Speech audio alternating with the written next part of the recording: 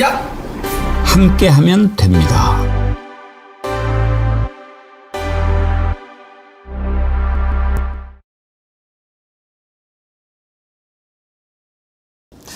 여러분 안녕하십니까? 백운기입니다. 역사상 가장 무능하고 가장 뻔뻔하고 가장 역겨웠던 자 윤석열이 이번에는 대놓고 법질서에 도전하고 있습니다.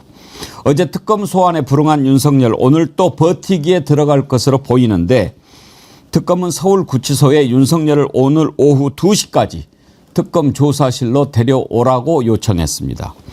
어제도 특검이 구치소에 인치, 그러니까 윤석열을 강제로 끌어내달라 이렇게 요청을 했는데, 교정당국이 전직 대통령 신분이라 물리력을 행사하기 힘들다고 했다지요.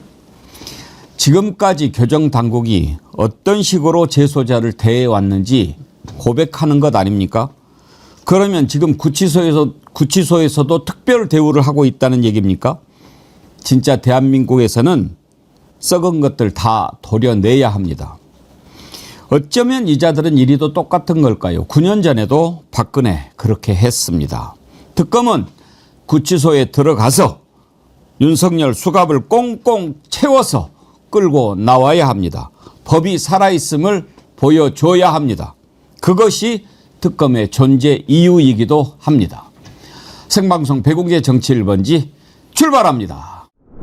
이번 주 정어리머리 준비한 특별기획 해신탕 소개해드리죠. 반응이 뜨거운데요. 역시 더운 여름에는 좀 몸보신하셔야지요. 이 해신탕에는 닭도 들어가고 또 문어, 전복, 새우 이런 것들이 들어가는데, 닭이 일반 삼계탕에 들어가는 닭보다 2배 이상 커요. 그래서 생닭이고 10포래요. 아주 푸짐하고요. 문어랑 전복도 그냥 냉동 해산물이 아니라 활 해산물이라서 아주 싱싱하고 맛있게 드실 수 있습니다. 요즘에 삼계탕집 가서 한 그릇 드시려면 거의 한 2만 원 가까이 하는데, 정어리몰 해신탕 39,900원에 무료 배송인데요. 오늘 한 분이 어제 이 해신탕 드시고 그 사진을 보내주셨는데, 야, 이분은 제대로 차려서 드셨네요. 이거를 딱 펴놓으면 이렇게 돼요.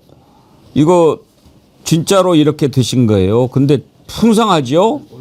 한 가족이 한여름에 잔치할 수 있는 그런 정도 좋은 적이니까 이번 기회에 맛있게 드시기 바랍니다. 39,900원, 여기에 뭐 다른 거 하나 더 곁들이면 5만 원 넘고, 그러면 또 손 선풍기도 받으실 수 있겠지요.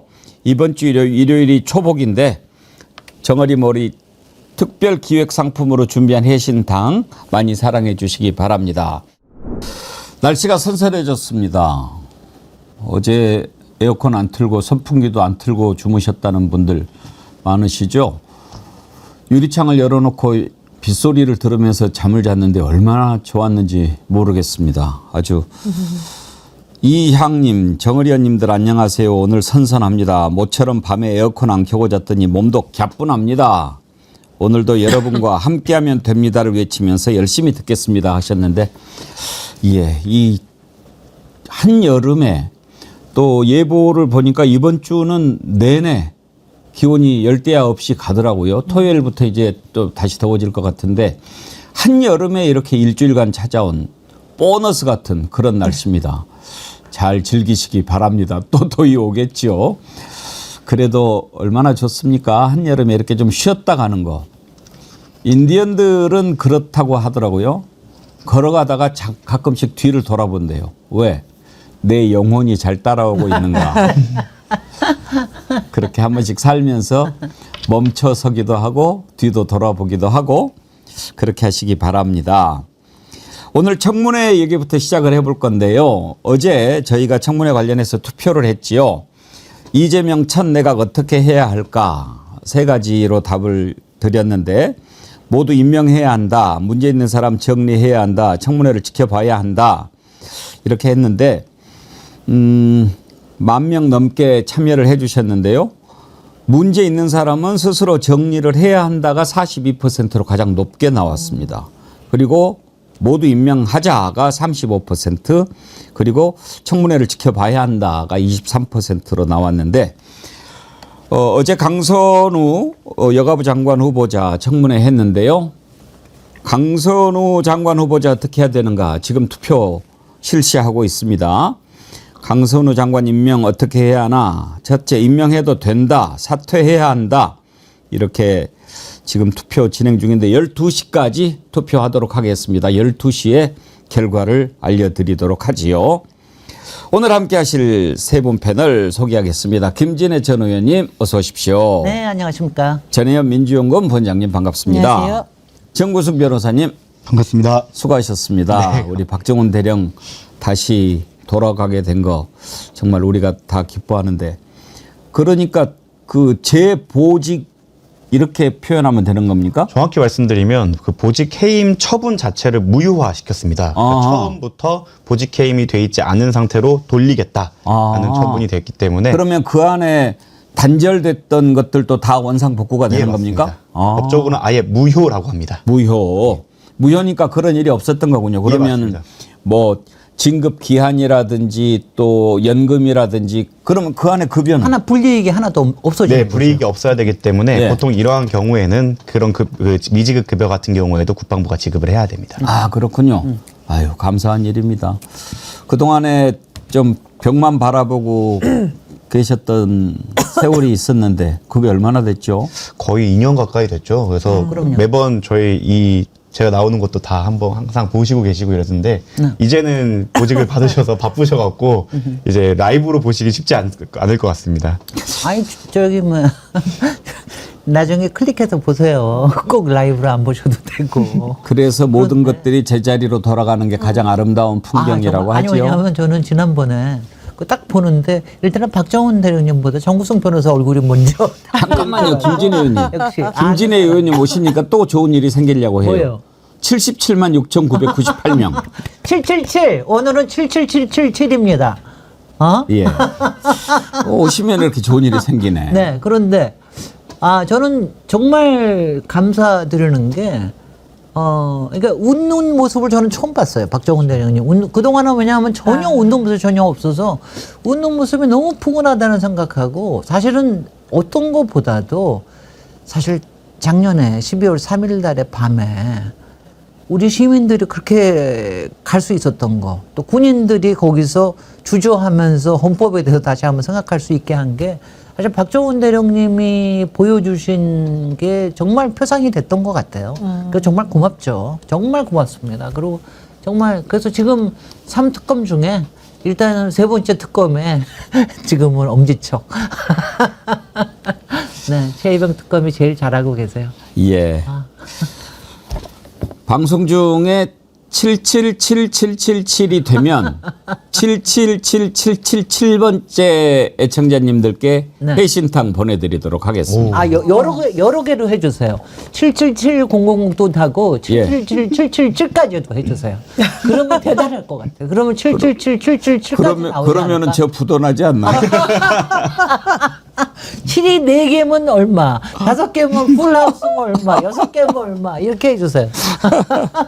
피디님이 떨고 계십니다. 예, 여러분 이렇게 이제 77만 7천 됐습니다. 박수 한번 보내주세요. 감사합니다. 이렇게 여러분들이 구독 많이 해주시고 또 좋아요 눌러주시면 정어리 TV가 더 힘이 많이 납니다. 그러면 제가 또 좋은 일들 많이 생각해서 여러분께 돌려드리도록 하겠습니다. 좋아요도 꼭 눌러주시고요. 예.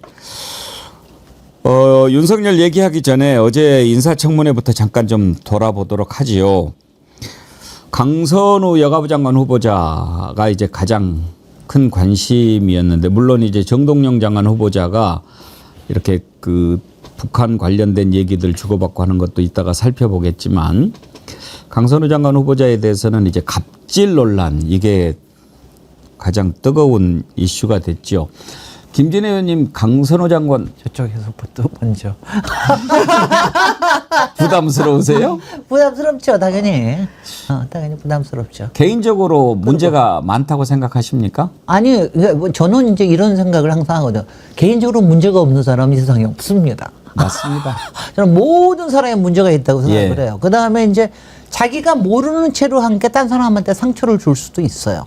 그리고 이 경우에도 많이 저기 보면은 제가 왜냐하면 저도 보좌관을 했던 사람으로 왜냐하면 제가 부담스러울 때도 있어요. 왜냐하면 보좌관들은 나름대로의 간섭과 이게 있어서 어떻게 해야 된다라고 생각하는 게 그러니까 의원님을 막 모시려고 하는 그런 보좌관이 있는가 하면 또 그런가 하면은 정말 요새 세대들은 옛날하고 다르거든요. 딱 일만. 네. 그러니까 저는 이런 쪽이에요. 저는, 저도 굉장히 세게, 아니, 왜 보좌관들이, 도대체 의원의 집을 알 필요가 뭐가 있냐. 저는 그런 정도의 좀 프라이버시를 강조하는 사람인데 수행은 알 수 있죠. 근데 이번에도 이렇게 약간 트러블이 난 거 보니까 수행 보좌관 쪽에서 난 것 같은데 거기에서의 분명히 미스가 있긴 있었던 것 같습니다. 근데 과연 그게 갑질이라고까지 할 수 있는 것이냐? 이거는 저는 좀 잘 모르겠더라고요. 그거는 약간의 서로 성향이 다른 사람들한테 생길 수 있는 오해가 있을 수는 있겠다. 이런 정도로는 생각이 됐습니다. 근데 어저께 딴 거 어떤 것보다도 이거를 딱 갑질이라는 거로 요새 왜냐면 갑질이라는 걸 참 젊은 사람들 싫어하잖아요. 그러니까 이런 거를 딱 갑질이라는 걸 프레임을 씌워가지고 악마화를 시키려고 하는 이 국힘의 그 작전이 저는 별로 통하지 않은 것 같다. 이런 생각은 들었습니다. 예. 근데 저는 어제 청문회 하면서 국민의힘이 좀 아직도 전열이 제대로 정비가 안 돼 있는 것 같다는 생각이 들었어요. 청문회를 해서 뭔가 문제점을 지적하고 막 이러려고 해야지 처음부터 깽판 치려고 마음먹고 말이죠. 그러면은 누가 좋아요? 후보자만 좋은 거지. 좋은 거 아닌가요? 그럼요. 그러니까 국민들은 물론 이제 논란이 됐던 부분도 알고 싶지만 초대 내각의 장관 후보자입니다. 정말 장관으로서 정책적인 부분에서 준비가 잘 되어 있는지 부처에 대한 철학을 정확하게 이해하고 있는지 등인데 어제 보니까 조국혁신당의 정춘생 의원님이 아마 정책지를 되게 많이 준비하신 여성가족 비서관 출신이고 하니까 그런 부분은 좀 우리가 그래도 높이 평가를 할 수 있는 거죠. 그런데 너무 인신공격적으로 모욕을 주는 그거는 솔직히 또 다른 갑질 아닙니까? 그 자체가 갑질이죠. 그렇습니다. 아니 지적할 수 있고 질의할 수 있어요. 근데 상대방의 해명을 듣거나 정확한 입장을 듣지 않냐고 처음부터 낙인 찍어놓고 막말 주고 망신 주고 이건 아니죠. 국민들도 그거 보고 싶지는 않으셨을 거고 청문회가 좀 본래의 목적으로 갔으면 좋겠고 저는 사실 깜짝 놀란 게 정동영 통일부 장관 후보자 검증하겠다면서 집에 그거 무단으로 들어간 거 범죄 아닙니까, 변호사님? 범죄죠. 주거침입입니다. 아니 이거는 검증이 아니라 검증을 빙자한 범죄는 아무리 야당이 제대로 검증하겠다라도 저는 변명의 여지가 없다. 이거는 명백하게 잘못된 것이라고 생각합니다. 네, 세 가지로 나눠 말씀드릴 수 있을 것 같은데 아까 말씀하셨듯이 저희는 지금 뭐 완전 무결한 사람을 뽑는 게 아니라 장관 후보자를 뽑는 자리라고 생각합니다. 장관으로서 일을 잘할 수 있는가 아니면 도덕적으로 심각한 흠결이 있는가 정도를 파악하면 된다고 생각하는데 그 기준을 이제 장관 후보자로서 봐야 된다라고 생각하고 두 번째로 좀 언론이 자극적인 워딩이나 아니면 좀 부풀려진 수치를 가지고서 악마화하는 부분도 없지 않다고 생각합니다. 뭐 보좌관 교체 건수 같은 경우에도 승진을 위해서 면직하고 다시 뭐 하거나 이런 것까지 중복 포함된 거라고 확인이 됐는데 정말로 교체한 건수는 일반적인 통계에 비추었을 때 평균과 크게 다르지 않다라고 한다고 하면 또 이 프레임이 과연 적당한가라는 의문도 있고 뭐 변기 얘기 같은 경우에도 본인에게 직접 하기보다는 뭐 소통을 해갖고 사람을 불러달라 이런 취지였다고 한다면 사실 자극적으로 받아들이는 거에 비해서는 문제가 생각보다 크지 않을 수 있다라고 생각을 합니다. 마지막으로는 갑질은 자기 자리 발현 안 해줬다고 조인트를 까는 게 갑질 아닌가요? 그렇게 했던 사람이 지금 뭐 비대위원장으로 계신 당에서 그 인신 공격하는 식으로 지금 청문회를 하는 게 갑질이고 지금 강선우 후보자 같은 경우에는 정확히 드러난 사실관계가 확인된 갑질은 제가 보기에는 없는 것 같다라고 판단이 됩니다.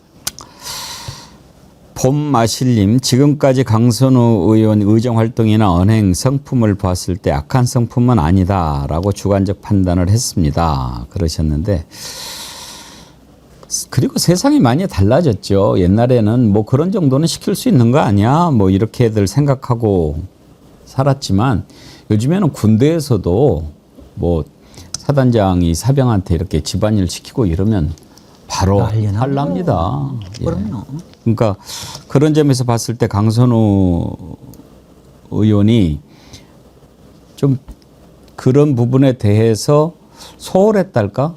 좀 제대로 인식을 못했달까? 그런 아쉬운 부분이 느껴지기는 해요. 그러니까 이제는 그 업무적으로 일로 이렇게 맺어진 관계라면 그것만 해야지 그걸 넘어서 가지고 사적으로 이렇게 뭘 한다든지 그러면은 안 되는 세상이 된 거예요. 그렇습니다. 예. 네. 그리고 이번 그런데 한 가지만 저기 하면은요, 수행 그 보좌관이 있잖아요. 예. 그러니까 이제 기사를 주로 수행이라고 얘기를 하는데 하고는 약간은 좀 달라요. 그러니까 약간은 개별적인 거라든 근데 거기서 오는 오해나 이런 게 왕왕 있다는 걸 저도 많이 들었습니다.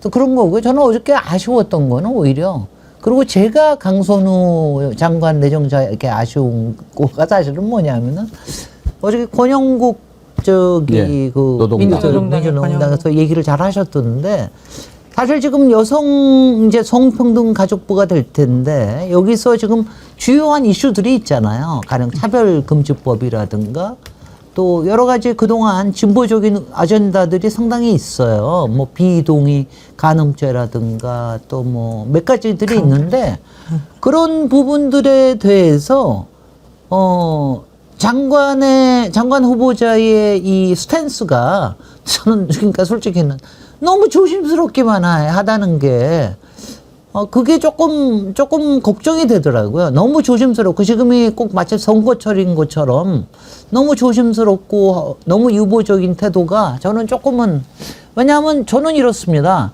여성 성가족 평등부는 사실은 저도 아까 진보 보수 제가 어디에 서 있느냐 이런 생각을 많이 한다고 그랬는데 어느 정도는 진보적인 아젠다예요. 그러니까 사실 사회에서 아직 어느 정도까지는 아직 받아들일 태세가 안 됐다 하더라도 그 부분에 대해서 설득을 하고 좀 더 이렇게 앞으로 나갈 수 있게끔 하는 그런 좀 태도를 가져야 되는 게 아닌가 그런 점에서 저는 오히려 조금 아쉽더라고요. 강선우 후보자는 어찌 됐든 자기 자신을 돌아보는 그런 계기는 됐을 겁니다. 그런 것이 사실 또 청문회의 유익이기도 하죠. 이번 기회에 정말 제대로 돌아봤다면 앞으로 장관이 된다면 잘 그런 부분들 약이 될 겁니다. 어제 보좌진들에게 정식으로 사과를 하던데요. 한번 들어보시죠. 아프기도 했고 한편으로는 감사한 시간이었습니다. 저로 인해 논란이 있었던 점에 대해서 송구스럽게 생각을 합니다. 그리고 그 논란 속에서 상처를 받았을 보좌진들께 심심한 사과를 드리는 바입니다. 제가 부족했던 점은 더 겸허하게 받아들이고 그리고 앞으로 언행에 있어서 밑거름을 잘 삼아서 더 세심하게 더 깊은 배려로 살아가도록 하겠습니다. 예, 그렇게 하세요. 강선우 의원을 이재명 대통령이 장관 후보자로 지명했을 때 왜 했겠습니까? 여러 가지가 이제 있는데 지금 보좌진들한테 저런 그 잘못된 부적절한 지시를 했던 거 그런 것까지 어떻게 대통령이 알았겠습니까? 다만 이제 의정 활동하면서 지켜봤을 거고 또 가정사를 봤을 때 발달 장애 아이를 두고 있는 그런 것들을 보면서 더 이런 부분에 대해서 배려할 수 있는 장관이 되겠구나 이런 생각도 했을 거고 무엇보다도 강선우 후보자가 지난번에 최고위원에 출마를 했죠. 그래서 꼴찌를 했어요. 꼴찌를 했는데도 계속 웃더라고요. 그래서 제가 여기 정치일번지 출연해서 인터뷰를 하는데 왜 꼴찌한테 그렇게 웃냐 그랬더니 그래도 그렇게 하는 모습이 자기는 민주주의에 걸맞다는 생각으로 그렇게 했다라고 얘기를 했을 때 참 좋은 자세를 가지고 있구나 좋게 봤거든요. 근데 또 저런 게 드러나서 좀 아쉬웠고 개인적으로는 또 아쉬운 게 좀 그 멋진 표현을 하려고 노력을 좀 많이 하는 게 그게 조금 거슬립니다. 말이죠. 저도 그런 거 하는데, 저도 그런 생각을 하는데, 그러니까 너무 착해요. 아하. 착해 보이려고 하는 게 아니 그러니까 착하다고 표현은 안 할게요. 선해 보이려고 하는 게 너무 두드러져요. 그러니까 이게 뭐냐 모범적인 답안을 내고 그러니까 외모에 있어서나 말하는 언행에 있어서는 그러니까 그런 이미지가 여태까지 저한테도 박혀 있었고 주변에도 너무나 박혀 있는데 여기서 약간의 트러블이 나니까 그러니까 사람들이 약간의 배신감을 느끼는 거예요. 그게요. 그래서 사람이 제가 항상 얘기하잖아. 너무 착하고 너무 선하면 안 된다니까. 근데 저는 약간의 네. 그러니까 뭐 이렇게 뭐라 그럴까. 이렇게 스파이스도 있고 독한 데도 좀 있고 뭐 어떤 때는 좀 이렇게 탁 치받기도 하고 뭐 이러는 게 좀 있어서 아 저런 게 저 사람은 약간 이게 저것도 있겠구나 약점도 있겠고 단점도 있겠구나 이렇게 하는 거 너무 평소에 선하고 착하면은 참 힘이 듭니다.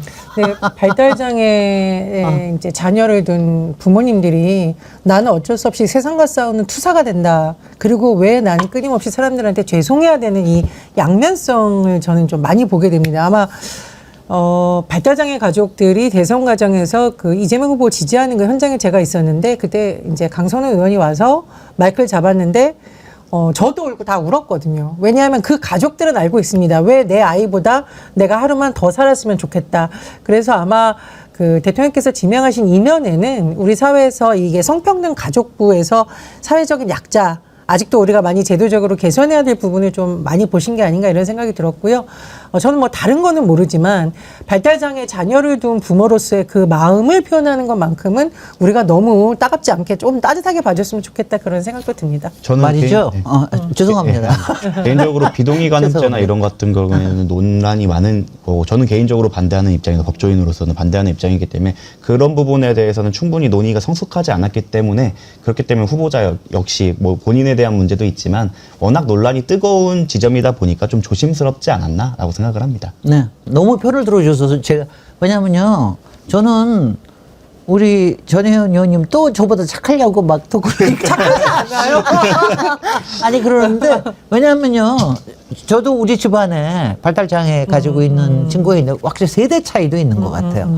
이게 젊은 세대에서 그런 거 있는 거는 굉장히 밝게 받아들이고. 이게 꼭 말하자면 세상에 조심스럽거나 세상에 미안하거나 항상 조심스럽고 이런 태도가 좀 아니에요. 아주 자연스럽게 이것도 하나의 삶이다라고 받아들이는 이런 게 있어서 조금 저는 이제 강선우 의원님 장관님 앞으로의 좀 더 큰 행보를 기대합니다. 예. 근데 이거 딱 한 말씀은 드려야겠습니다. 미안하다 그런 것이 아니라요.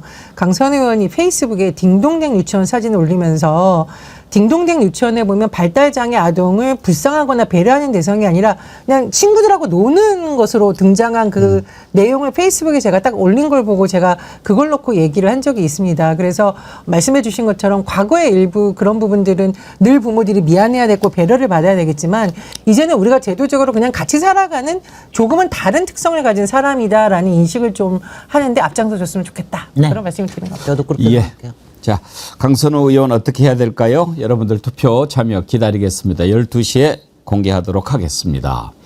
그리고 이제 정동영 통일부 장관 후보자 어제 청문회가 있었는데 김기현 의원이 이렇게 뭐 열심히 질문을 하던데요. 다 못 보셨죠? 일부를 한번 보여드릴게요. 보시면서 여러분 어떻게 생각하셨는지 한번 나눠보도록 하겠습니다. 보여주시죠. 10월 3일 날은 좌표로 받았는데 예, 다른 겁니다. 예. 김기현 의원 질문 답변하는 내용 준비가 됐나요? 예, 들어주십시오.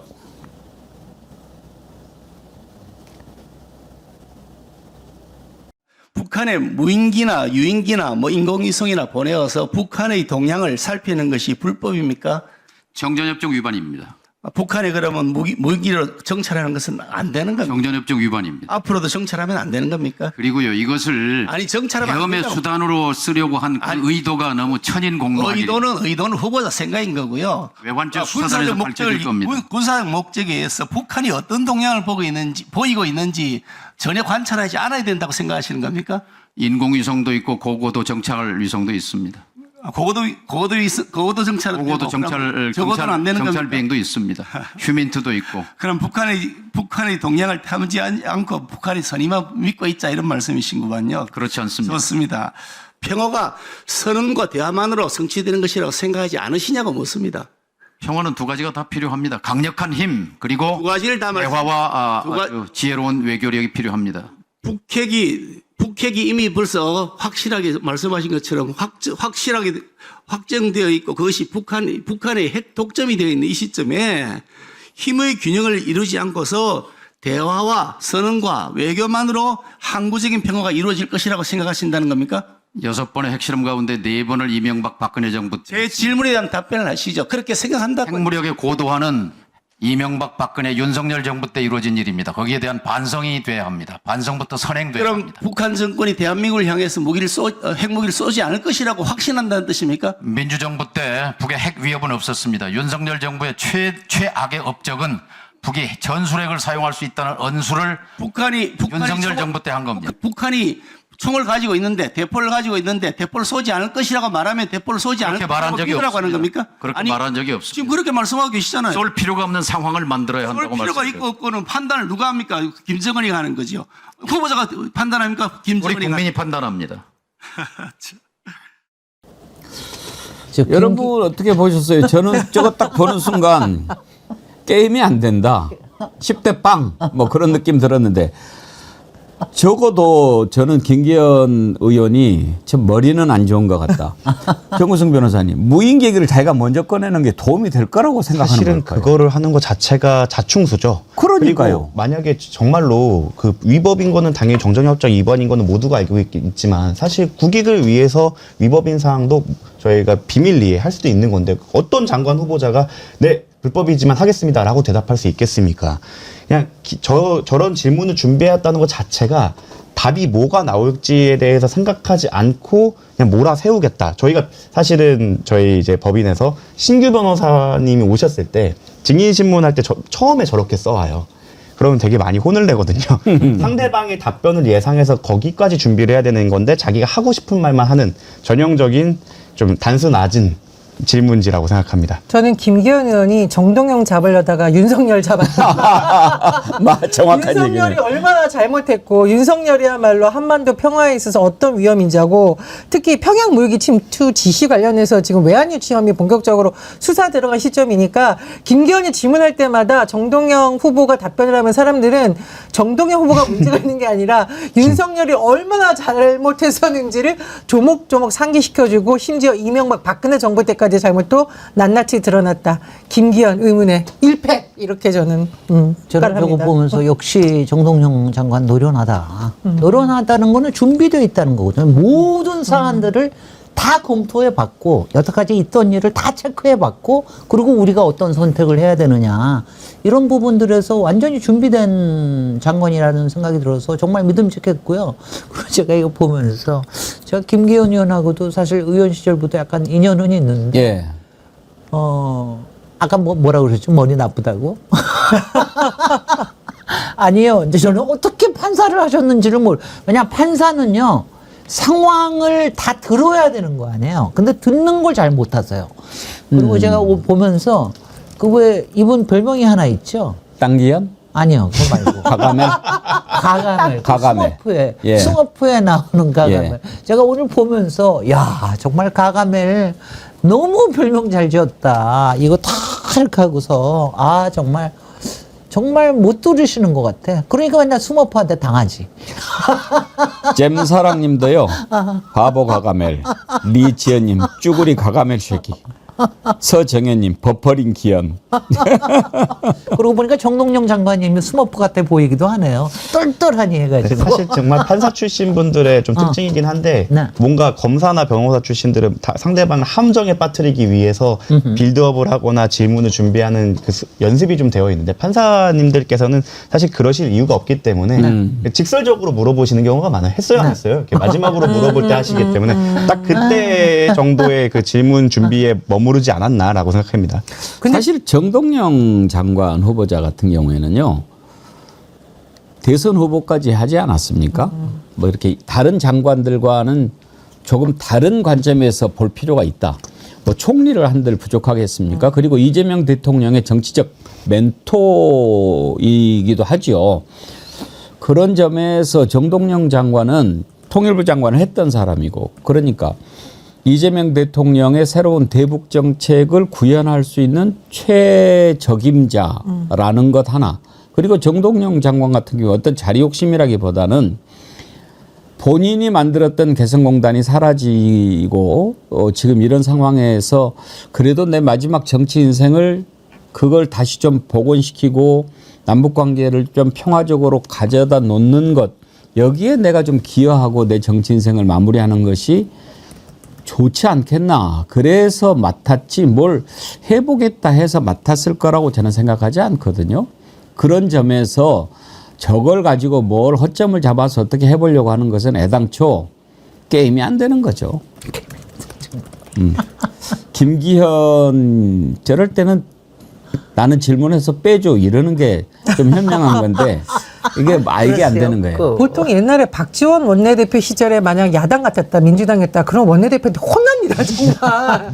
어떻게 준비를 이렇게 할 수 있냐. 그리고 이 청문회 준비단이 딱 준비가 되면 정말 상대에 대해서 백전백승 할 정도로 준비를 많이 해야 되는데, 아니 한때 그렇게 당의 지도부였던 분이 저렇게 준비가 허술하냐. 제가 보기에 국민의힘 저거 보면서 너무 창피하지 않았을까? 뭐 그런 생각이 드네요. 보니까. 시뮬레이션이 전혀 안 된 거죠. 그러니까 망했지. 무인기 얘기 나온 김에요. 오늘 이제 북한의 무인기를 윤석열이 보냈지요. 그런데 한두 번 보낸 게 아니더라고요. 여러 차례 보낸 것이 드러났습니다. 오늘 2부에 김병주 최고위원 모시고 주불리의 제목을 저희가 바꿨습니다. 주불리 안보특강에서 주불리의 손자병법으로. 이 김병주 최고위원이 손자병법 전문가시더라고요. 그래서 손자병법 가지고 적용을 한 걸 지금까지 여러 뭐 여기에도 적용하고 경제에도 적용하고 이렇게 했는데 이제 민주주의에 적용을 해가지고 책도 펴내고 그래서 주불리의 손자병법 오늘부터는 그렇게 가려고 하는데 그거 이름을 좀 바꿔보시지. 어떻게 해요? 주불리가 아니라 주벨리로 하세요.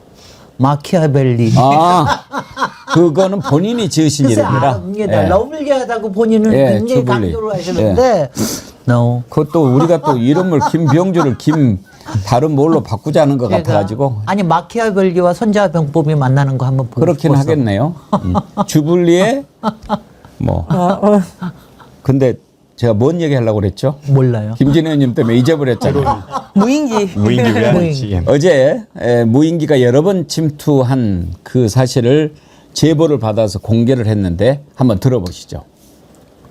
10월 3일 날은 좌표로 받았는데 네. 나중에 보니까 북한의 15관사라고 해서 간저러 15관저.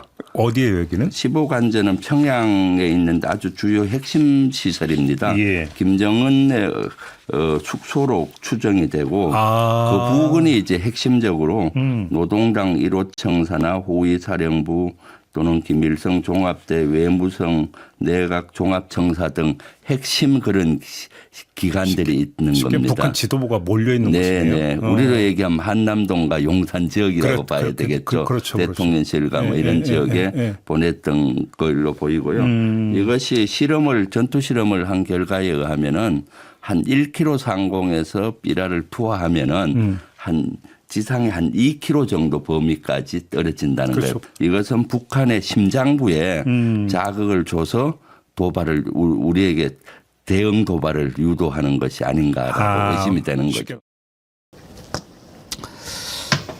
윤석열이 무인기에 얼마나 관심을 많이 기울였는지 지금 증언들이 계속 나오는데요. 그때 2023년 1월에 무인기 관련 회의를 직접 열었는데 이때 또 경로를 했대요. 이제는 경로 잘해. 요즘에도 뭐 덥다고 경로, 약 없다고 경로, 뭐 운동 안 시켜준다고 경로, 다 거짓말인데 그냥 경로요. 근데 그때 이종섭 국방장관, 김태효 차장, 김용현 경호처장, 김승겸 합창의장, 엄동환 방사청장 이렇게 참석을 했는데 북한 무인기가 우리 영공을 그때 2022년 12월에 침투했죠. 그 대책회의를 열었는데 그때 이제 우리도 대응한다라고 했는데요. 그러면서 제가 생각하기에는 여기에서 오히려 아이디어를 얻은 것 같아요. 그래.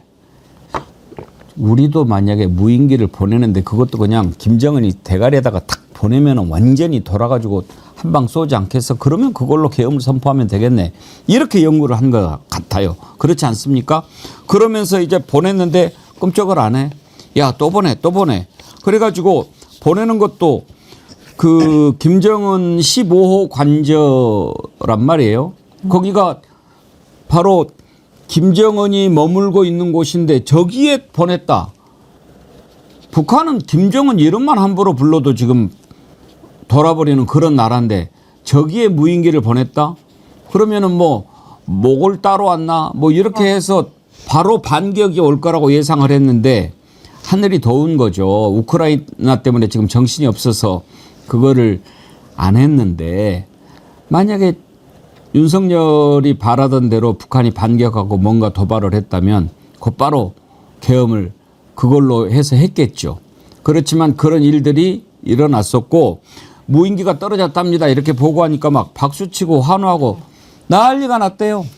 그러니까 이게 윤석열이 그냥 단순히 그 도발 정도가 아니라 저는 뚜렷하게 전쟁을 일으킬 목적까지 가졌던 것이 아닌가 이런 생각이 듭니다. 정말 이건 단순히 계엄이 아니라 전쟁을 일으키려고 하는 것이 의심될 정도인데 이런 걸 우리가 미치광이 전쟁광이라고 할 수밖에 없다는 생각이 들고 또 하나 우리가 이제 노상원 수첩에도 보면 이런 북풍이라든가 여러 가지 논란이 나오고 있거든요. 그래서 저는 지금 이 드론기와 관련된 외환이든 그게 일반 이적재든 이 부분에 대한 수사도 돼야 되고 노상원 수첩에 대한 진상규명도 돼야 된다. 특히 북풍 농작이라든가 야당 정치인을 참살하겠다 이런 것은 이 한반도를 과거에 무슨 왕조 시대도 아닌 몇백 년 전으로 돌리겠다는 발상입니다. 이 전쟁광에 대한 처벌뿐만 아니라 저는 이것에 대해서 동조하거나 또는 이것을 은폐하려고 했던 군 전반에 대한 개혁이 반드시 된다고 생각을 하거든요.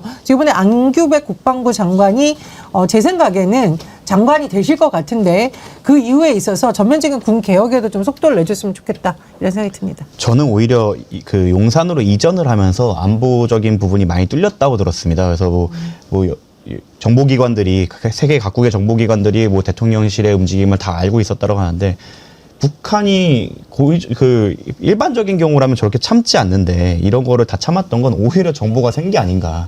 매번 윤석열 전 대통령이 뭐 비상대권 입에 달고 살았다고 하니 이에 대해서 북한이 정확하게 인지를 하고 전략적으로 회피한 게 아닌가 생각합니다. 그래서 어떻게 보면은 그 전 정부의 무능 때문에 오히려 전쟁이 조금 방지된 측면이 있지 않은가라는 역설적인 생각도 해봤습니다. 아니 확실히 아니 우리가 정말 김정은을 이렇게 칭찬하고 그다음에 솔직히 고마워해야 될 정도예요. 그런 정도의 도발에 그렇게 흔들리지 않을 수 있었다는 거는 그건 뭐냐면은 제가 보면은 김정은이 똑같이 우리 백운계 앵커님하고 똑같은 생각 갖고 있을 거야. 저 미친놈. 저거 이거 뭐냐면 김정은이야말로 정동영 이상으로 여태까지 할아버지가 해왔던 거, 자기 아버지가 해왔던 작전, 어떻게 하면 살아남느냐, 우리를 어떻게 하면 지키느냐, 이거에 대해서 모든 경우의 수를 다 챙겨보는 사람인데, 아니, 나만 애들, 여태까지 이런 적이 있습니까?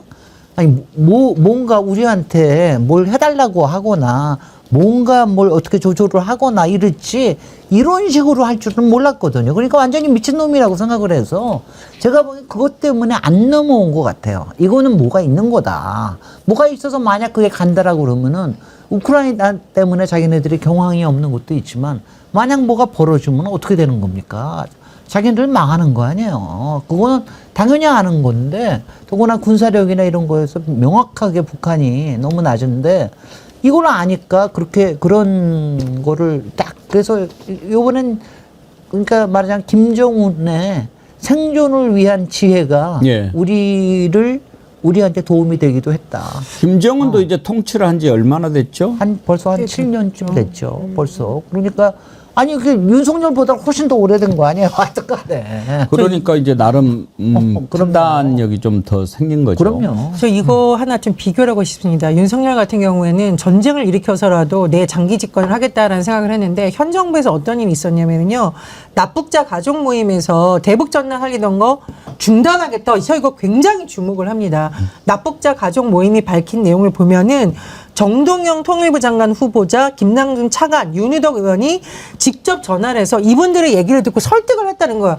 이거 정말 쉽지가 않습니다. 이 전당산포라는 게 아마 이 위헌 논란까지 가서 굉장히 복잡한 문제이고 접경 지역 단체들이 모여가지고 제발 우리 불안해달라고 호소해도 끊겼다가 됐다가 그러니까 이게 처벌만이 아니라 현 정부에서는 이 사람들을 설득해서 이렇게 북한을 도발할 수 있는 행위를 스스로 멈추게끔 했다라는 것은 정말 누가 안보와 평화에 있어서 실력이 있는가 윤석열 정부와 이재명 정부의 접근법이 얼마나 다른지를 저는 확실하게 보여주는 것이다. 그래서 경제는 민주당 요즘 우리가 주장하는데 사실 안보도 민주당이 더 잘합니다. 국민들의 생명을 지키는 데서 더 지혜롭다고 사실 생각합니다. 법으로 겁박하는 게 아니라 설득하고 그렇죠. 조율하는 게 정치인데 지금까지는 정치가 없었던 거죠. 그리고 이제 정권이 바뀌어서는 정말 정치로 해결하는 문제가 있었던 거고 그걸로 지혜롭게 해결됐다고 생각합니다. 김정은이 7년이 아니고 2배예요. 14년입니다. 14년에 됐어요. 김정일이 벌써. 사망한 게 2011년이네요. 그러네요. 벌써 그렇게 됐습니다. 벌써 그러면 됐네요. 14년이고 그 전부터 후계자 수업 받았고 그러니까 저기 뭐 문재인도 고쳤고 다 고쳤잖아요. 다 고친 거죠. 박근혜도 고쳤고 예. 문재인도 고쳤고 그러니까 다 벌써 고쳤으니까. 통치 기간이 14년째니까 네. 이제는 피딱피딱 하는 것보다 네. 분석하는 거죠. 네. 뭐지? 왜 이놈이 이렇게 하지? 그러면서 또 여러 가지 또 정보도 있고 윤석열이 지금 아주 코너에 몰려 있는데 이자가 그러면 우리가 도발하면 그거를 계기로 이렇게 획책하는 거 아니야? 이렇게까지 분석하는 그런 상황이 된 거죠. 그렇습니다. 예. 근데 김정은 숙소로 추정되는 곳에 드론과 무인기를 날렸었다. 이거는 정말 전 세계의 정말, 사람들이 예. 들으면 정말 소름 끼치는 일이에요. 누가 봐도 전쟁을 이렇게 목적이 명확했다. 이렇게 해석이 되는 끔찍한 행위입니다. 그래서 지금 내란 특검이 외환죄 쪽에 이제 초점을 많이 맞추고 있습니다. 정구승 변호사님, 지금 외환죄 중에서도 일반 이적죄 예. 이쪽에 지금 맞추는 것 같죠, 혐의를? 왜냐하면 이제 외환죄 같은 경우에는 통모, 외국과의 통모가 필요합니다. 그래서 그 외환 유치죄는? 예, 외환 유치죄는 그렇기 때문에 그 북한이 외국인가 그리고 통모에 대해서는 사실상 입증이 불가능하죠. 김정은이 연락이 와서 사실 윤석열이 이렇게 요청했습니다라는 진술을 받아내지 않는 이상 이게 불가능하기 때문에 일반 이적죄 그것만 하더라도 무기 또는 3년 이상의 징역을 예정하고 있기 때문에 충분히 강력한 그 혐의이기도 하고요. 사실은 이 부분에 대해서는 우리는 지금까지 예상을 못했죠. 대통령이 이렇게 미치광이처럼 전쟁을 획책하려고 했다라는 사정 자체를 예상하지 못해서 법이 조금 구멍이 있다고 생각합니다. 이 부분에 대해서는 북한도 포섭되면서 상대방과 통모하지 않고도 전쟁을 만약에 유도를 했다면 처벌할 수 있는 규정을 만들어야 됩니다. 이제 군형법에 있는데 그거는 군형법의 대상이 대통령이 되는지에 대해서도 좀 의문이 있기 때문에 그래서 이제 특검 같은 경우에는 어쩔 수 없이 일반 이적으로 의유를 해서 수사를 진행하고 있는 것으로 보입니다. 저도 똑같은 생각을 했는데 우리가 이제 앞으로 개헌을 분명히 하게 될 텐데 이 외환죄 아니 우리가 항상 얘기하면은 가장 그야말로 위험이 있다라고 하는 건 북한인데 또 아이러니컬하게도 여기는 외국으로 돼 있어요. 외국으로 돼 있. 그러니까는 이게 아니 외환죄라는 걸 갖다가 이렇게 얘기할 수가 있나?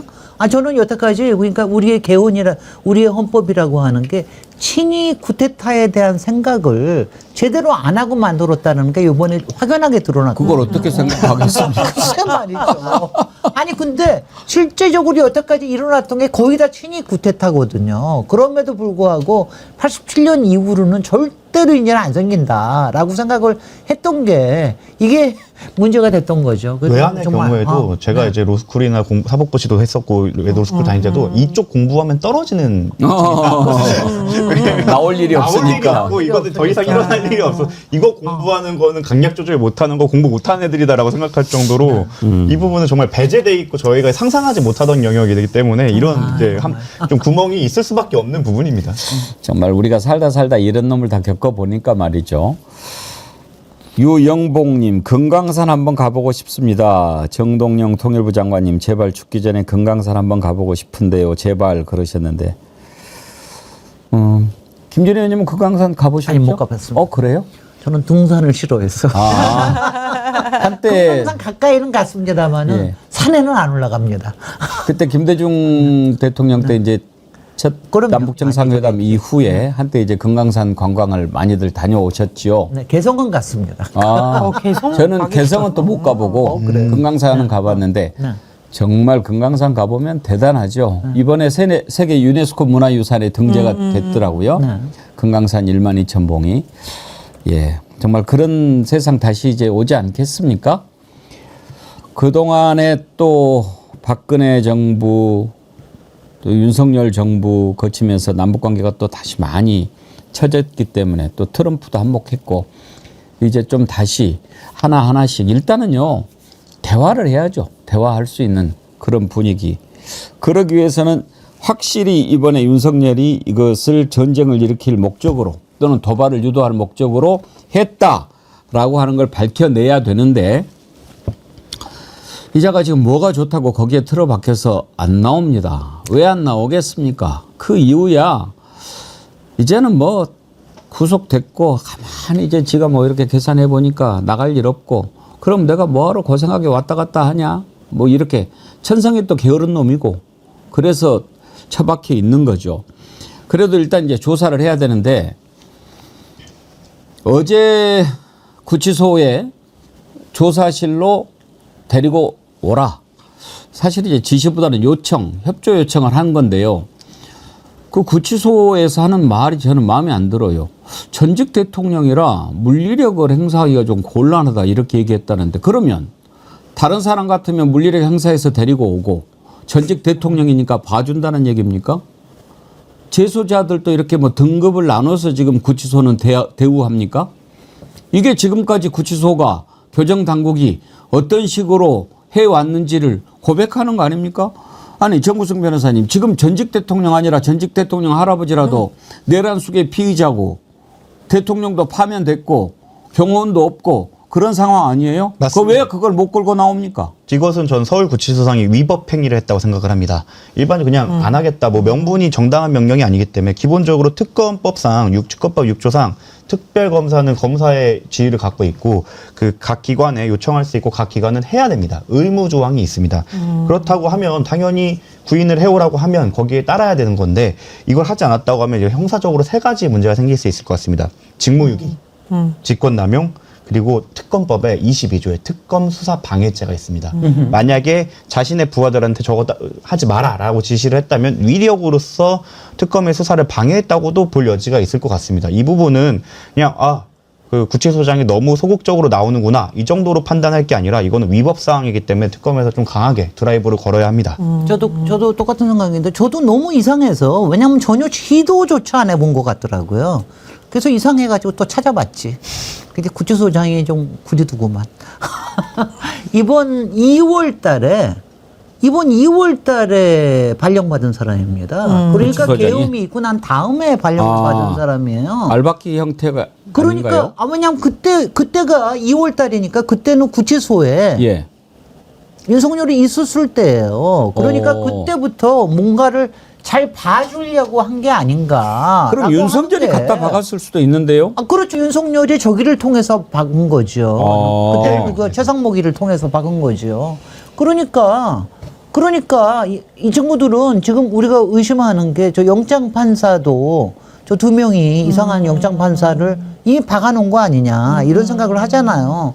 이것도 마찬가지로 서울 구치소에도 이거 박아놓은 거 아니냐 이런 생각이 들 정도로 그래서 저는 적어도 오늘은 2번째입니다. 그래 첫 번째니까 그래 조금 봐줬다고 치자. 이번엔 내란죄에 관련된 거고 외환죄에 관련된 거 아니에요? 아니 여기서 여태까지 예가 없다 그러는데 아니 강제 구인한다라는데 안 나가는 사람이 어디 있어요 여태까지. 전직 대통령이니까 강제 구인하는 겁니다. 내란죄이고 외환죄니까 강제 구인하는 거예요. 이걸 서울구치소장이 이건 당연히 해야죠. 아니 구치소장이면 준엄한 법을 두려워해야지 혹시나 만에 하나 윤석열 극성 지지층을 두려워한다. 이건 진짜 문제가 있는 거 아닙니까? 맞습니다. 그러니까 판사가 법의 준엄함을 보여줘야 되고 구치소장도 법의 준엄함을 보여야 되고 검찰도 법의 준엄함을 표현해줘야 그것이 국민들이 법치주의라고 인정을 하죠. 근데 지금은 뭔가 윤석열의 눈치를 보는 것 같고 윤석열 세력에게 잘 보이고 싶어하는 것처럼 자꾸 국민들에게 비치면 국민들이 어떻게 생각을 하겠어요. 이건 법치주의는 무너졌다라고 생각할 수밖에 없습니다. 말씀해 주셨듯이 빨리 강제 구인하고요. 윤석열이 이렇게 한 게 한두 번이 아니에요. 상습범이에요. 예전에 공수처에서도 할 때 소환 거부했었죠. 그리고 특검에다가 뭐 지하주차장 뭐 비공개 출석해달라고 그러고 뭐 나는 경찰 간부에게는 조사 안 받겠다고 이렇게 상습적으로 안 하는 사람 강제 구인해야 됩니다. 이럴 때 보통 어떻게 끌고 나옵니까? 그러니까 이런 일이 없습니다. 기본적으로. 없습니다. 일단은 없어요. 기본적으로 그 피고인 피의자가 구치소에서 안 나가겠다 버티는 일이 상상조차 못한 일이라 사실은 정말 그 구체적인 그 규정이 존재하기가 어렵습니다. 근데 사실은 구인 영장이 있고 구인에 대한 그 권리가 있다고 하면 사실 구치소장이 물리적으로 끌어내야죠. 이걸 안 했다는 거는 자신의 의무를 다 공직자로서 자신의 의무를 안 한 거기 때문에 직무유기일 수 있고 만약에 그런 명령을 내렸다면 직권남용이나 특검 수사 방해죄가 될 수 있습니다. 이 부분에 대해서는 그냥 지나가지 말고 꼭 특검이 문제 제기를 해야 됩니다. 아니 근데 뭐가 어려워요? 저는 뭐냐 하면은 일단 수갑 채우면 되는 거 아니야? 예, 맞습니다. 수갑 채우면 그 다음에 딴소 있어요. 끌려 나와야지. 그리고 딴거 지금 없잖아요. 지금 그러니까, 독방을 쓰는 것 그리고 다른 재소자와 분리해서 뭐 운동도 식사도 다 분리해서 하는 것 자체도 원래는 특권입니다. 네. 이거 헌법상 평등원칙의 위반이죠. 내가 과거에 누구였든 그 법 앞에서는 평등하게 대하라는 게 우리 헌법의 원칙이고 법도 그렇게 돼 있습니다. 저 도대체 어느 법령에 대통령 전직 대통령 그것도 탄핵당한 전직 대통령에게 그러한 특혜를 줘야 된다라는 규정이 있는지 저는 모르겠고 그런 규정 그런 관례는 정확하게 지키면서 오히려 그 형법상 직무유기죄를 저질러가면서까지 특혜를 주려고 하는 구치소장의 행태는 전혀 이해할 수 없습니다. 그리고 저는 이게 제가 좋아하는 강제 구인해서 수갑을 채우는 게 이게 사실은 인권을 보호하기 위해서 하는 거예요. 지금 이 사람의 안전을 위해서 지금 할 수 있는 걸 다 하는 거거든. 딴 재수자들하고도 만나지 못하게끔 하고 이렇게 독방을 써주고 이러는 게 다 지금 보호를 해주고 있는 거거든요. 날씨가 덥다고 랄지를 하니까 그렇죠. 시원하게 해줘. 지금 뭐 에어컨 거기다 설치해 주자 뭐 이런 얘기까지 지금 저쪽에 좀 이상한 사람들이 얘기를 하는 모양이에요. 에어컨? 아 근데 윤석열만? 안 더울 거예요. 왜냐면 지금 거의 제가 알기로는 많은 시간은 변호사 접견으로 쓸 겁니다.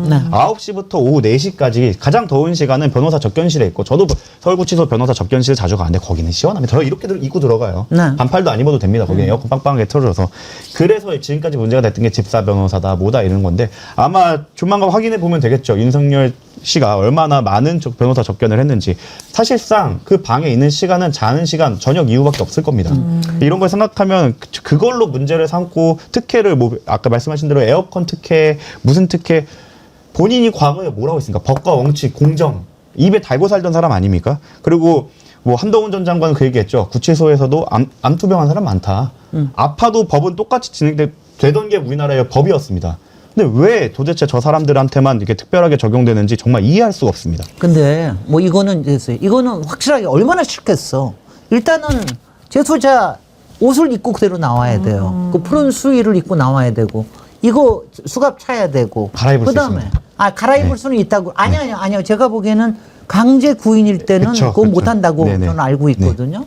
그리고 왜냐하면 재판에 나갈 땐 갈아입을 수 있다고 알고 있는데 조사받으러 갈 때도 갈아입을 수 있게끔 해주는 건 말도 안 되는 일이지. 그러니까 그러고 가서 만나야 되는 게 검사야. 자기가 옛날에 다 저기 하던 검사니까 얼마나 싫겠어요. 그러니까 싫은 일을 해줘야지. 그래야 벌을 받지. 그럼요. 그게 벌이죠. 그게 벌이지. 왜 웃어요? 리 K님, 웬 에어컨? 실외기나 넣어주세요. 잼사랑님, 무거워서 그러나?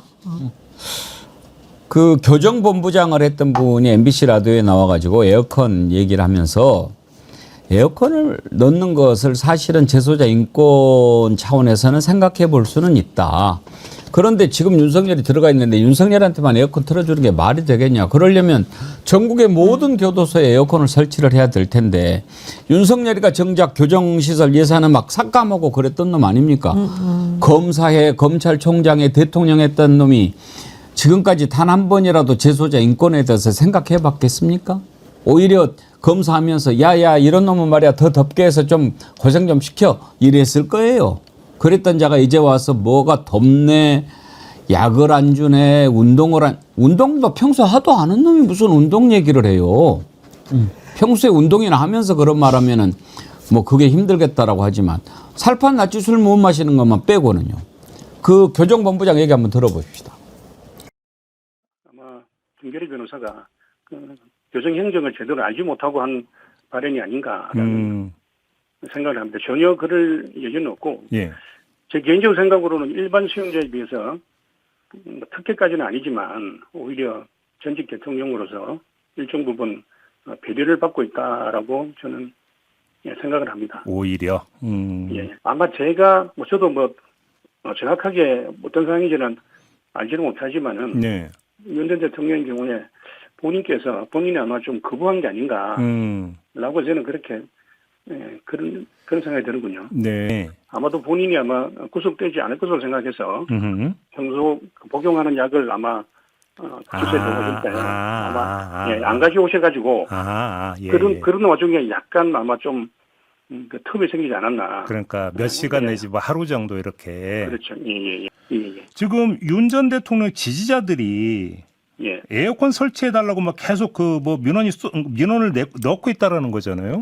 예. 이건 가능한 얘기입니까 이게?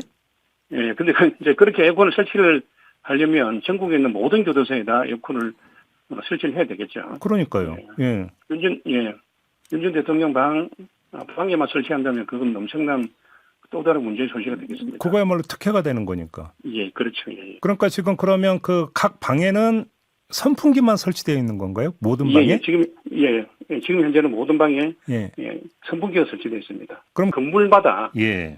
각 건물에 아마 그렇게 통제하지 않을까라는 생각을 하는데 그렇게 하는 이유는 네. 다른 이유가 있는 게 아니고 거의 한여름 철에는 선풍기 외에는 의존할 게 없기 때문에 네. 또 너무 오랫동안 선풍기를 틀면 이게 혹시 과열돼서 그렇죠. 안전사고 날 위험이 있기 때문에 그것 때문에 10분을 쉬는 거지 다른 이유는 없습니다. 지금 본인이 들어가 있는 곳이 구치소예요. 자유를 박탈한 곳입니다. 거기에서 마음껏 이렇게 편하게 놀려고 생각하고 있는 것 같아요. 정무승 변호사님. 이제 구속에 대해서 본인이 다퉜을 때 본인이 출석을 하겠다, 불법적이다 이런 얘기를 했지만 본인이 구속 사유가 있음을 스스로 너무 잘 보여주고 있죠. 심지어 구속을 해놨는데도 불구하고 출석을 하지 않는 모습, 법과 원칙에 대해서 무시하면서 자기에게만 특권을 요구하는 모습, 이 모습들 자체가 본인이 잘못하고 있다는 걸 스스로 입증한다고 보여지고, 사실 이제 전직 그쪽에 계셨던 분이다 보니까 조금 특혜가 아니라고 말씀을 드리지만, 저는 일반적인 피고인 피의자들을 접견을 가는 입장에서는 엄청난 특혜입니다. 요즘 과밀 수용이 엄청 심해요. 저처럼 180 넘는 사람은 사실 다리를 펴고도 못 잘 정도로 꽉 붙어갖고 어깨 붙이고 자야 되는 상황인데 독방 쓰고 있지 않습니까? 독방 쓰고 있고 밥도 따로 먹고, 그 구치소 내에서 가장 힘든 점은 사람이랑 부대끼면서 계속 있어야 된다는 점이고, 화장실도 사람 있는 데서 가야 되고 씻는 것도 사람 있는 데서 해야 되고, 이게 고통스러운 건데 그게 없이 독방에서 혼자 있는 것 자체가 특혜고, 그런데 거기에 뭐 해달라? 도대체 사법 시스템 자체를 뭐라고 생각하는지, 그 지지자분들도 그렇고, 또 변호사라는 분이 이렇게 사실을 왜곡을 해갖고 이렇게 말씀을 하는 것 자체도 정말 좀 이렇게 단죄가 돼야 이에 대해서는 좀 잦아들지 않을까 싶습니다. 빨리 김건희까지 넣읍시다. 예, 빨리 넣어야죠. 예. 그렇게 하겠습니다.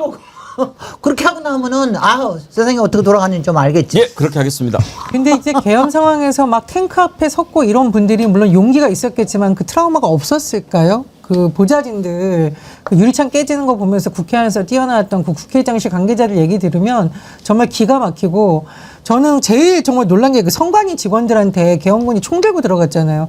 그래서 저는 이 윤석열 지지자들 좀 부끄러운 줄 알아야 됩니다.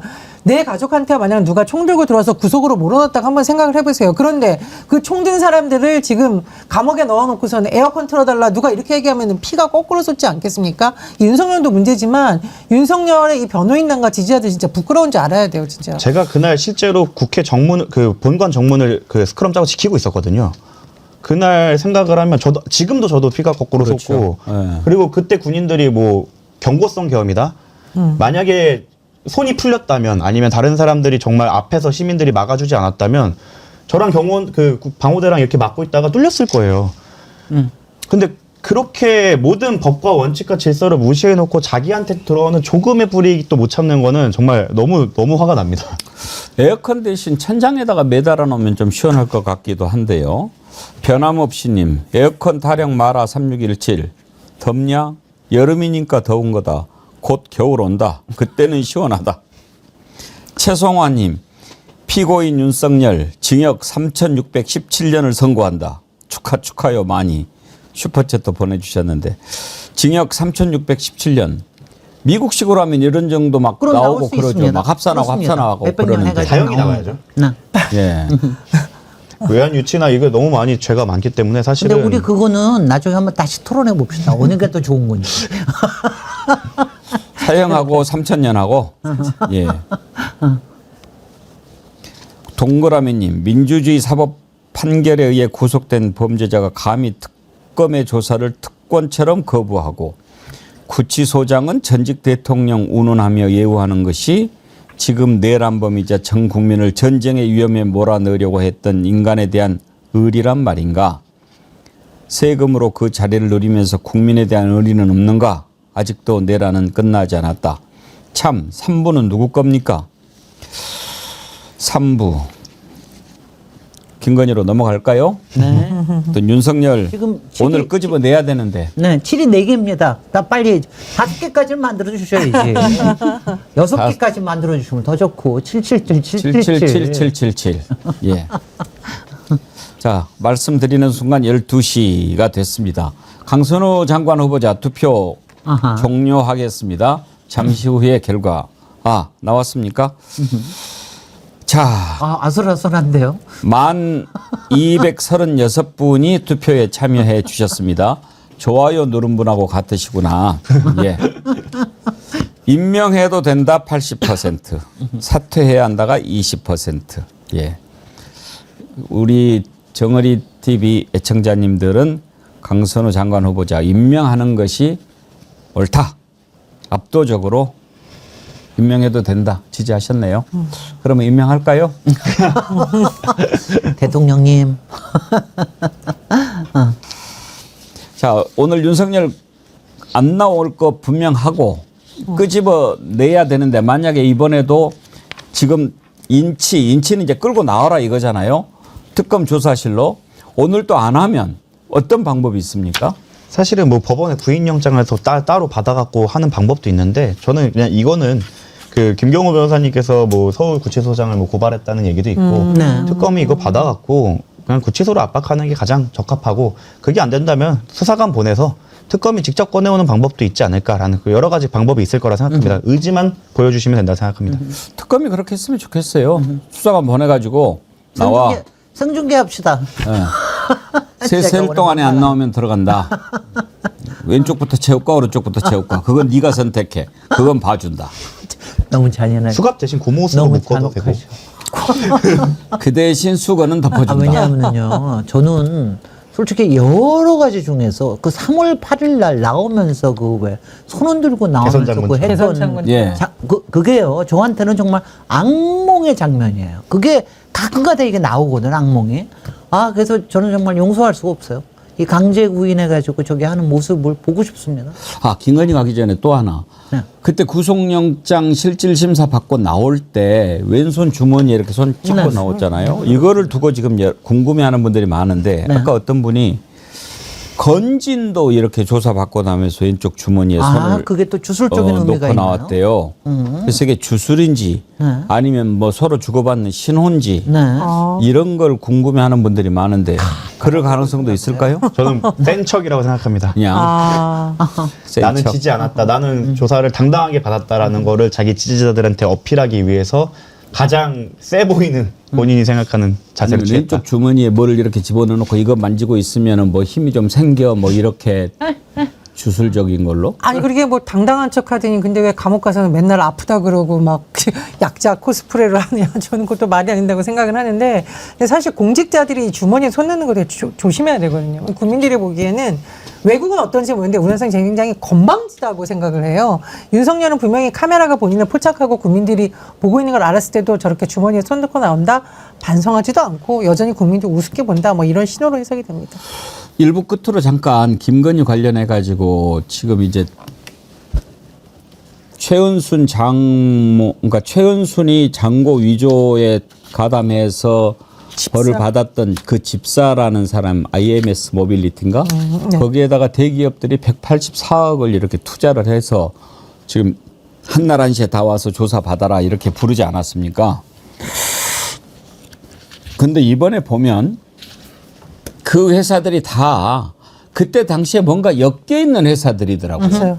뭐 이런저런 이유로 뭐 회사 어렵고 그다음에 오너들 조사 받아야 되고 이런 데만 골라가지고 다 이렇게 했던데 재밌는 게 그 전에 전두환 노태우 해먹었을 때는 그야말로 대기업들이 줄줄이 갖다 바쳤잖아요. 근데 이번에는 거기는 이름이 안 보여요. 이게 바로 이제 단죄의 효과 아닌가. 제가 이재용 이렇게 그 가서 고생하는 거 보면서 그래 이제 너는 절대 돈 갖다 바칠 일 없겠구나. 그리고 이제 가지고 오라고 그래도 너 약간 핑계가 이번에 되죠. 고생한 걸로 이제 내가 왜 그렇게 해서 갖다 그럼요. 주고 주격 살았는데 네. 왜 그걸 내가 갖다 어떻게 주겠어? 하니까 내가 이제 못합니다. 그 대신 너는 윤석열이가 이제 부르면은 와서 같이 오뎅 먹고 뭐 김밥 먹고 이렇게 그 재벌 회장 불러가지고 꼭 시장에서 오뎅을 먹여요. 술도 먹이고 강제로. 그래갖고 토해가지고 막 엘리베이터에서 기어다니는 회장도 있다고 그러던데 나는 누군지 알지만 그런데 지금 그 사람들 이렇게 불러서 조사하면은 왜 돈을 갖다 바쳤는지 나오겠지만 일단 이 사람들 지금은 참고인으로 부르지만 이게 배임될 수 있는 거 아닙니까? 배임도 그렇고 뇌물 공여가 될 수 있기 때문에 아마 순순히 자백은 하지 않을 겁니다. 그렇기 때문에 그 회사들이 그때 어떤 이슈로 대관 업무가 필요했는지를 확인을 해서 그 결과를 내준 공무원을 타고 들어가서 이렇게 결과가 통상적인 결과가 아닌 다른 결과로 나왔다라는 걸 확인하고 그런 진술을 다 확보한 다음에 그 사람들이 참고인에서 피의자로 전환이 되겠죠. 그래서 그 사람들의 진술을 받고 그 다음에 마지막으로 불러야죠. 근데 배임도 의심이 되는 게 당시에 자본 잠식 상태인데도 무슨 조그만 회사도 아니고 큰 회사들이 이렇게 투자에 나섰다. 그렇게 대규모로 난 거는 따져보면 배임이 될 수도 있다. 저는 이런 생각이 배임은 들고요. 기본이고 뇌물까지 네, 가야죠. 이제 뇌물이라고 보는 거죠. 왜냐면 근데 배임은 그거 얼마 안 돼요, 형이. 그러니까 배임 가지고 저기 하면 제가요 어저께 백혜령 예. 경장님 저거 하시는 거 보면서 제가 정말 소름이 끼친 게 사실은 그 평택에 관련된 거 그다음에 최순실의 자금이 예, 최은순한테 예. 갔다 이게요. 사실은 4년 전부터 얘기가 되던 겁니다. 그게요. 그 당시에 열린공감하고 더 탐사, 지금은 유탐사 이쪽에서 해가지고 이 설이 왜냐하면 그게 뭐냐면은 최순실의 자금이 상당 부분이 없어졌다. 중간에 사라져 버렸다. 그건 뭐냐면은 근데 그거를 왜냐하면 그 얘기를 알 수 있는 게 누굽니까? 당시에 부산저축은행이나 최순실을 그 수사를 했던 검찰이 알 수 있었던 거 아니에요. 그러니까 그 정보가 저는 같다고 생각을 해요. 어저께 백혜령 경장님이 그 얘기를 하시는 거 보고 왜냐하면 이게 조금 아까 그 왜냐하면 여러 가지 그야말로 대관 업무가 있던 친구들 뭐가 문제가 있어서 검찰에 칼날 위에 있던 친구들이 갖다 돈을 바치는 것처럼 이거는 뭐냐면 검찰이 가지고 있던 엄청난 고급 정보를 그쪽에다 갖다 앵겨준 거 아니에요. 그리고 최순실도 거기서는 당해준 거겠지 뭐. 그지 않겠습니까? 그러니까 이거요. 정말 예. 검찰을 갖고 있음으로 해서 생길 수 있는 이 범죄라고 하는 거는 정말 끔찍한 범죄입니다. 이 집사 게이트를 제대로 파헤치려면은 네. 계좌 흐름 이런 걸 다 추적을 해야 다 되는데 추적해야 그 됩니다. 판사 또 정신 나간 판사가 베트남 이건 뭐 그렇게 수사 대상이 아니다. 네. 그렇게 해서 압수수색 영장 기각하고 네. 지금 그렇게 하고 있단 말이에요. 불쌍하지죠. 그러니까 집사 게이트, 마약 이것도 다 특검 만들어야 된다 이 말씀입니다. 네. 정말 뭐냐면 당시에도 너무 그렇게 징그럽고 왜냐면 그 개연성이 너무나 있는 사안인데 이제 그 얘기를 하시니까 거기까지 다 정말 다 들춰내야 돼. 이게 다른 내란 특검이나 최상병 특검과 달리 김건희 특검 같은 경우에 그 혐의가 너무 많고 그리고 다른 것들은 조금 어느 정도 수사가 진행됐던 거로 받았던 거에 반면에 도이치랑 몇 개를 제외하고서는 처음부터 밑그림을 그려야 되는 부분도 있어서 아마 이 부분에 대해서는 추가적인 발의나 법령 통과가 좀 필요하다고 저도 그랬을 생각을 것 합니다. 같아요. 특히 이게 상설 명태균 특검에. 게이트만 하더라도 제가 이제 그쪽 그 변호를 하다 보니까 명태균 게이트만 하더라도 김건희랑만 엮기에는 너무나도 큰 사안입니다. 너무나도 많은 사람들이 개입되는데 사실 지금 그 김건희 특검이 과연 홍준표 전 대구시장까지 가고 갈 수 있을까요? 지금 이 상황에서 그러니까 이런 걸 생각을 하면 이 국회 차원에서 명태균 게이트 뭐 다른 뭐 이제 평택항 마약 게이트 이것까지 묶어갖고 다시 한번 특검을 발의를 하던가 아니면 다른 뭐 상설 특검을 하던가 다른 방안을 좀 강구해 주셔야 된다고 생각을 합니다. 정말 우리 역사상 대통령들도 문제가 있지만 대통령의 배우자가 이렇게 어마무시한 사건에 많이 관여된 사건이 있었을까? 김건희와 연관된 거 하나 보니까 일단 공천에 관련된 것도 있고요. 검찰 수사를 무마하려는 듯한 뇌물성, 지금 이게 집사 게이트고요. 그 다음에 국가 산당과 관련된 거, 창원. 그리고 또 관련된 게 공천 장사, 그리고 도로 의혹. 이거 아마 피해액으로 아마 추산을 해본다면 이걸로 발생했던 피해액이라던가 거기에 사업에 관련된 걸 하다 보면은 몇십조, 몇백조 단위가 될 수 있다는 저는 생각이 듭니다. 여기다가 도이치모터스 주가 조작까지 하면은 도대체 김건희의 손이 안 뻗진 데가 어딘가. 그래서 말씀해 주셨듯이 정말 김건희 특검이 해야 할 일이 너무 많다. 그럼에도 불구하고 다 파헤쳐야 된다. 이 말씀 꼭 드리고 싶습니다. 우리 이병철 변호사가 다음 주에는 김건희 구속된다 이렇게 예언을 했는데 빨리 좀 저도 했는데. 그러셨어요? 2주 이후에 된다라고 했는데 정말 양쪽 그렇게 하면은 저 바깥에서 어떻게 할지 너무 궁금해. 저는 김진애 의원님 말씀에 항상 기대는 갖지만 신뢰는 안 합니다. 가서 이병철 변호사한테 팁을 받고서 앞으로 얘기를 해야 되겠는데. 예, 오늘 1부는 여기까지 하도록 하겠습니다. 김진애 의원님, 전혜연 원장님, 정구승 변호사님 수고하셨습니다. 고맙습니다. 감사합니다.